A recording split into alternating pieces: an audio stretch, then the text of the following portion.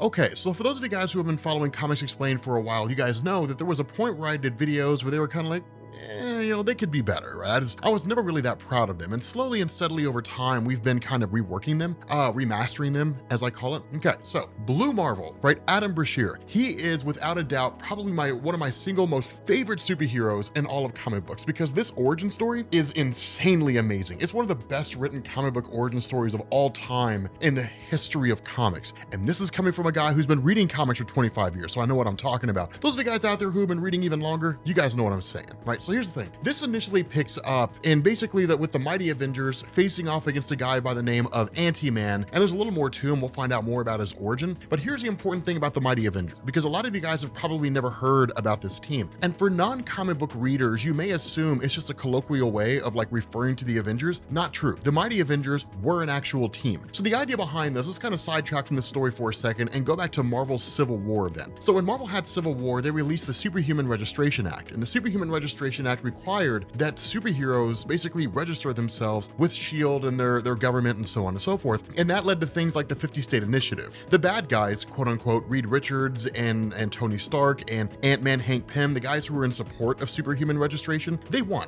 And so what you ended up getting was, alongside the traditional Avengers team, which was led by like Iron Man and those guys, and then you had their antithesis, which was the Secret Avengers, absent Captain America, you had the Mighty Avengers. And the Mighty Avengers initially were really nothing more than like a police arm, more or less, of like superhuman registration and stuff like that. They were led by Carol Danvers, and they were tasked with like tracking down superheroes. It kind of changed as time went on and began to sort of modify. Now, superhuman registration basically ended with the Siege on Asgard event in 2010, which was kind of the start of the Heroic Age, or led into the Heroic Age. But nonetheless, this team is basically a team of some of the heaviest hitters that Marvel had at the time. I say some of them, not all of them, right? So you've got Wonder Man, Simon Williams, you've got the Wasp, you've got Black Widow, you've got Yellow Jacket, which is just one of the different identities of Hank Pym. You got Iron Man, you got Carol Danvers, who at the time was known as Miss Marvel. This is before we got the Kelly Sue DeConnick run, which is when Miss Marvel transitioned from her namesake to becoming Captain Marvel. You've also got the Sentry and She-Hulk. Now, the Sentry is of particular importance here, and the reason why is because with this fight, Ares, the God of War, he's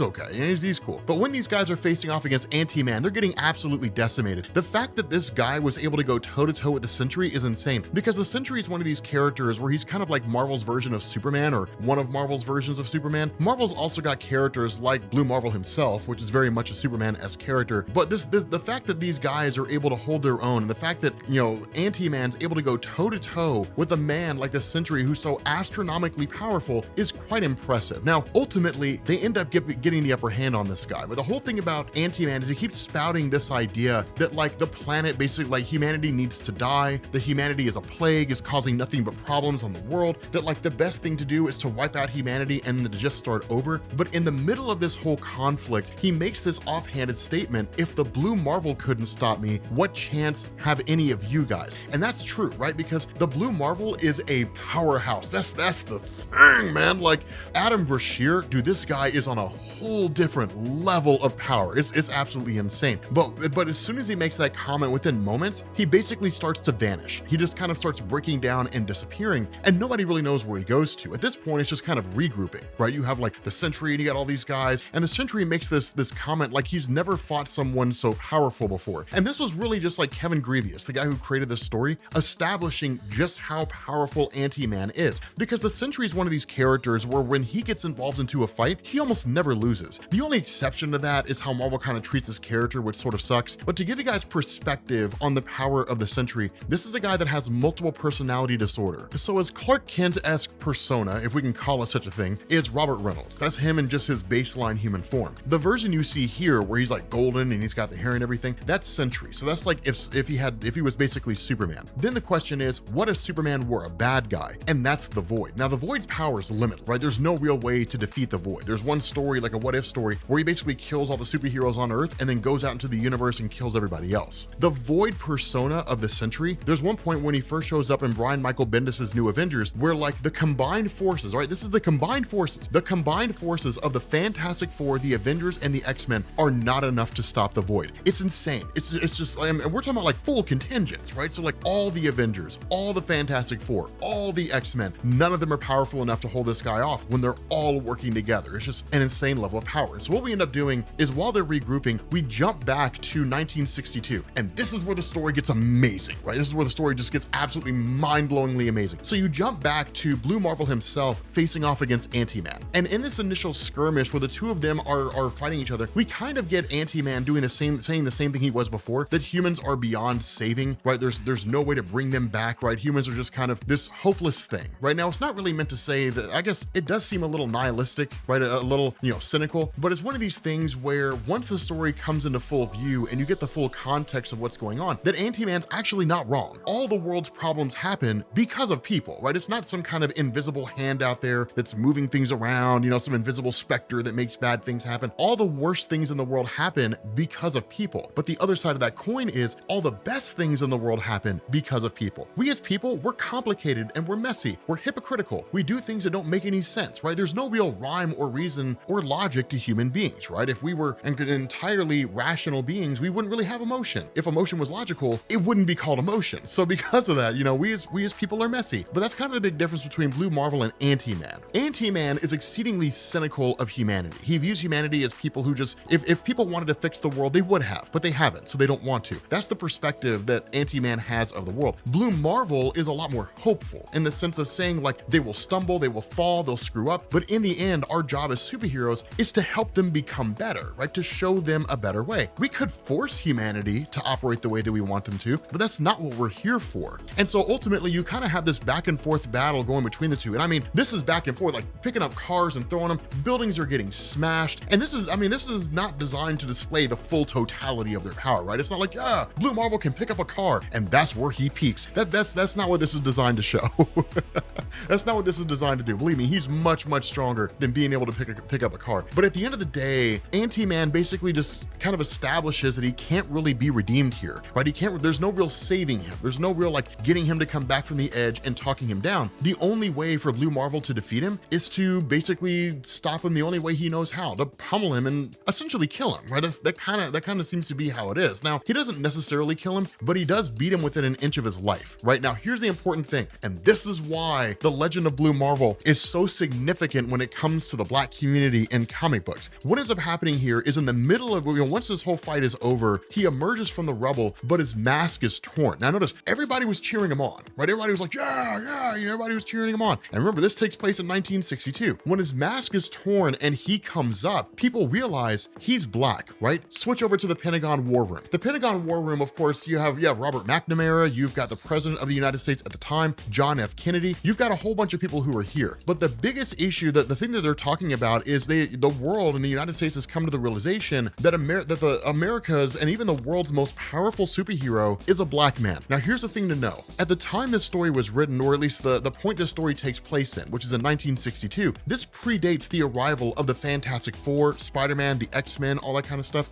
Inside continuity, mutants are still like emerging. Mutants are like popping up here and there. So like Charles Xavier, the leader of the X-Men, is alive. James Howlett, Wolverine's running around doing his thing, right? So like mutants exist here. But in terms of superheroes who are operating out there in the world and doing things to protect the world, Blue Marvel is one of the only ones in the United States. We can largely kind of assume there are maybe some others, but like the Fantastic Four have not gone into space and gotten their powers yet. Peter Parker has not been bitten by a radioactive spider yet. So that's kind of why you don't really see Peter or any of those guys jumping in there. But one of the important things that Kevin Grevioux does here when he writes this is he talks about this, he really kind of introduces the sort of nature of Adam Brashear and basically saying he's not just some Black guy who got some powers and is doing things now, right? This guy is what the Black community we kind of refer to as Black excellence, which is to say great examples of Black individuals in the Black community. This is a guy who basically graduated magna cum laude from Cornell in 1954 with an electrical engineering PhD and a PhD in theoretical physics, right? This guy is super genius, right? He's super smart. But notice the words that are being used here, right? Definitely not your average color. The nature of this comic, the way it was written by Kevin Grevioux, was to reflect the language at the time. And that's one of the reasons why you see all these different things, because the question becomes, how powerful is he, right? And then we start learning things like there was an asteroid or a meteor that was heading towards Earth that was the size of Kansas, and he stopped it, right? He basically sent it away. That the Enterprise was damaged in the Pacific, that he lifted this aircraft carrier out of the water and took it to a better location, right? There was a hydrogen bomb incident. One of the things that's really being established to us here is this guy's not necessarily a protector of the United States, right? That's the big thing to hit at here. He's done some things that have benefited the United States, but it's not as though this meteor was headed towards Earth and the meteor was like, oh my God, I'm about to hit China. I'm sorry, let me divert my course and attack the United States, right? A meteor the size of Kansas hitting the Earth would certainly be like an end of the world scenario, right? An apocalyptic situation. And that notion of him being a protector of the people is something that's exceedingly important. But one of the other conversations they're having here is that in the current social climate, which is to say,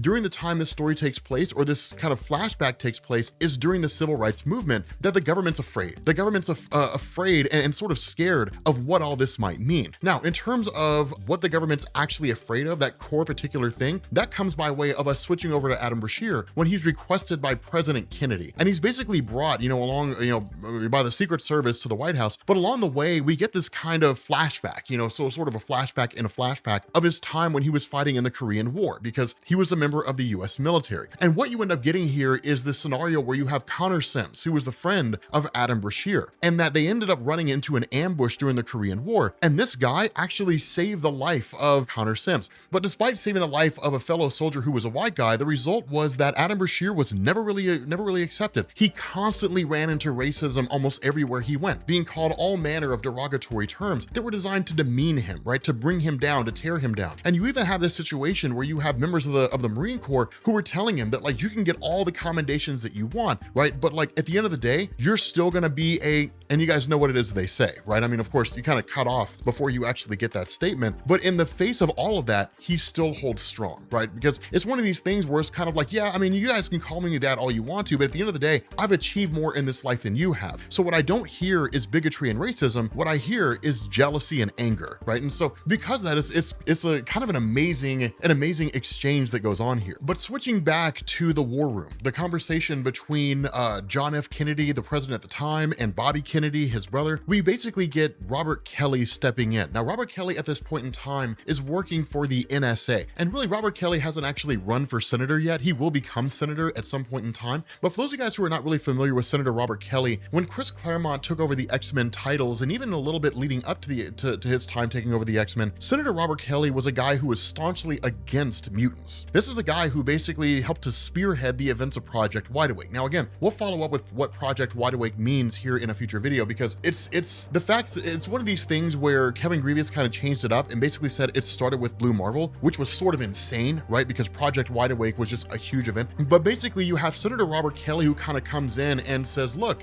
civil rights is going to reach a fever pitch here in the next 2 years, right? This civil rights movement in the next few years or so, by 1965, 1966, it's going to be this colossal movement. Right now, it's coming off the cusp of things like the Montgomery bus boycotts and stuff like that. But once it actually reaches like a national scale and it grips the United States, then things are going to get kind of wild. Like a guy with this level of power is going to upset the apple cart. And that's when you have Bobby Kennedy basically coming to the aid of Robert Kelly and saying, yeah, this is true. That at the moment right now, a man with this kind of power, like what would happen? Like the whole country turned on him in a matter of months, right? And he makes a statement and he says, last week he saved 16 children from a burning orphanage and white people threw rocks and bottles at him, right? They hurled racial slurs that would make a Klansman blush. And this was up north. He said if it's down south, some cop shoots him, the bullet ricochets, kills an old woman, and they're not going to blame the cop who shot. They're going to blame him. They're going to blame Blue Marvel for that, right? He says many of his own people, coloreds, don't even like him. They expect him to be some sort of Negro messiah and kill all the white people. They burn down their own neighborhoods in protest because he refused to lead them in a genocide against white people. And that's really the core fear that the government has. The core fear the government has, and by extension, white America has, is that what you have in the world right now is this black man who is a superhero who's performed these monumental feats, who cannot be killed by things like hydrogen bombs or anything like that. By no real conventional means that exist can Blue Marvel be destroyed. And so if Blue Marvel allied himself with black America in the civil rights movement and turned against the government, then in turn, there'd be nothing the government could do to stop him. He could just go in there, kill the president, and just sit in the White House and just say, I run this show now. On the other side of the equation, Black America hates Blue Marvel because he's not siding with Black America during the civil rights movement. He's not siding and saying, yes, we have to go fight the good fight and all that kind of stuff. He's not doing any of that. And so what you end up getting is this point where Kennedy is sort of stuck between a rock and a hard place, because he's just kind of like, what do we do in this situation, right? I mean, this is supposed to be the world's decision. What do we do here? And so ultimately, once Adam Brashear gets to the office of Kennedy, there's a little bit of small talk that goes on there, right? You know, that you know, when Adam Brashear was in college, he was an amazing football player, but the small talk vanishes pretty fast, right? Kennedy just kind of says, we both know why we're here. That he says, my grandfather used to tell me about the signs that said Irish need not apply. And then Adam responds and says, but they don't say that now, do they? And so Kennedy says, I'll get right to the point. The world's afraid of you, Mr. Brashear. They have visions of a vengeful, superpowered Negro taking over the world, right? And from there, like at that moment, Adam Brashear jumps up and says, that's never my intention. My intention is not to use my power and to overthrow white America. And that's the stance of Adam Brashear here. He's not a superhero to Black America. He's not a superhero to white America. He's not even a superhero to America. He's a guy who protects the world, right? His allegiance is to the world. The notion of him somehow allying himself with Black America because he happens to be a Black man with powers is preposterous, and it's stupid for anybody to believe that. The other part of that is the belief that he's going to somehow tear up white America. He's going to eliminate all the power that white Americans have. That's nonsense as well. That's not his goal. His goal is not world domination. It's not to take over everything. His goal is to be a superhero to lead the world into a better place. But at the end of the day, the point that Kennedy makes here is it doesn't really matter what your intentions are. It's just what people believe. And this is a desperate time. And in times of desperation, people will believe what they want to believe, whether it is rational, logical, or otherwise. It doesn't matter. People will choose what they want to believe. And Black Americans choose to believe that you are supposed to be some kind of Black Messiah that's going to help them overthrow white America. White Americans choose to believe that you're going to do that, right? That you are going to somehow topple white America. People are afraid of you. And so he says, in the end, I have to make a call here. And where you would expect Kennedy, being a guy who did quite a bit during his presidency, you would expect him to kind of stand up and say, I sanction your actions as a superhero, and I will get out there in front of the world and I will tell them that if I need to. That's not what happens. Instead, he presents him with the Presidential Medal of Freedom, the greatest honor that any president can give any man, and then says, I need you to step down. I need you to walk away from being a superhero. At this moment right now, the United States simply can't handle it. We're too racially divided, and we can't have you go forward being a superhero anymore. Let me tell you guys something. This story gets amazing after this. It gets even better, because what follows after this, you pick up with the modern day, and it's Tony Stark's hunt, it's Iron Man's hunt for Blue Marvel, right? And the hunt is on, man. Like he goes through every crap, he goes through everything, right? He goes through all kinds of stuff. He's warned, he's told not to dig through things. It gets super cool. And if you think this is where it stopped with the federal government and their involvement with Adam Brashear, you have no idea.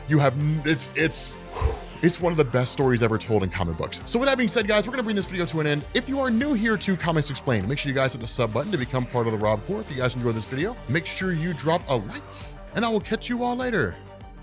Peace.